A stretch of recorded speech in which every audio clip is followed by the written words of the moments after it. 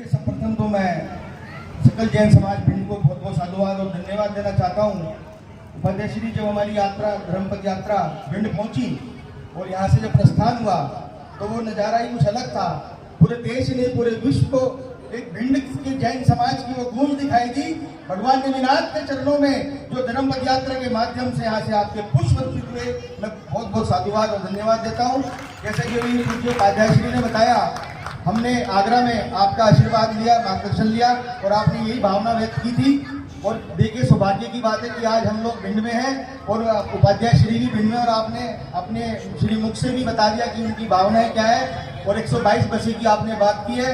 निश्चित रूप से मैं तो अभी आज बोल भैया जो ये सब आयोजन कर रहे हैं उनसे बोलना था कि आपने 22 तो बोल दिए, लेकिन मुझे लगता है कि भिंड जैसे शहर से शायद 100-150 बसें न चली जाए, क्योंकि भिंड जैन समाज कभी भी आज तक किसी भी कार्य में पीछे नहीं हटा है।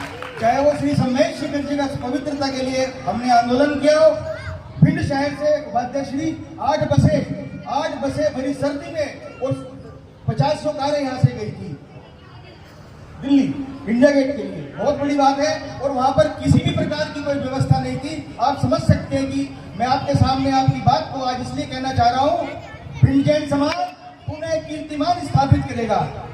पुनः आगामी 2026 में जब भी इतिहास लिखा जाएगा, भिंड की इस धरा से पहली बार 2026 की उस वहाँ की गिरनार जी से क्षेत्र की जो यात्रा होगी वो भिंड से शुरुआत होगी और पूज्य उपाध्याय श्री के मंगलाशीर्वाद मार्गदर्शन और उपस्थिति में शुरुआत होगी।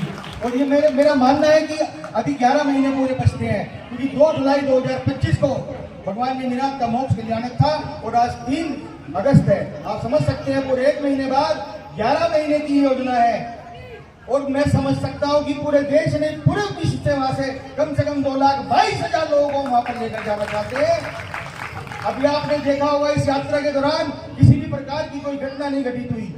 जैन समाज कभी भी कोई ऐसा कार्य नहीं करेगा जो उसके सिद्धांतों के विरुद्ध हो। हमने सभी संतों का आशीर्वाद दिया, लेकिन हमें सभी ने एक ही बात कही कि वहां पर जैनों की नाक नहीं कटनी चाहिए।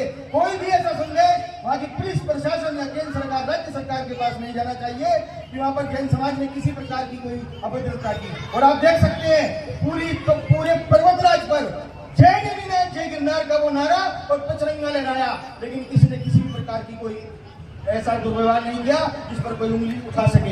ये बात हमें अगली 2026 में साबित करनी है। हम वहां लाखों की संख्या में जाएंगे। मैं निवेदन करना चाहता हूं, जिस प्रकार से हम श्री सम्मेश शिखर जी की यात्रा करते हैं, उसी तरह से हम श्री गिरनार जी क्षेत्र की यात्रा करें, ताकि हम रहे न रहे, हमारे आने वाली पीढ़ियां और निर्विघ्न रूप से दर्शन करें। इस प्रकार से इस बार की 5वीं टॉक पर वहां की गुजरात पुलिस व्यवस्था ने वहां पर हमें उपलब्ध कराए थे। और बहुत जल्द मुझे पूरी आशा है कि आगामी उस निर्वाण लाडू के दिवस हम अपने अर्घ के साथ मोक्ष फल अर्पित करेंगे।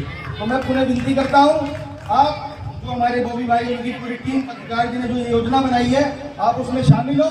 और यहाँ से 22 बसों की सूत्र नहीं, आज उपाध्याय श्री के श्री मुख से 122 निकला है।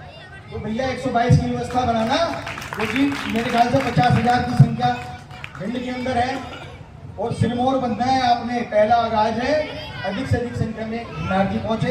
मैं बोबी भैया आप सभी को बहुत बहुत धन्यवाद देता हूं कि आपने हमारी इस बात को आगे बढ़ाया और गिरनार जी इस क्षेत्र में अधिक से अधिक हम संख्या को वहां पहुंचाने में सफल हो। ऐसी शुभकामनाओं के साथ जय जय, धन्यवाद।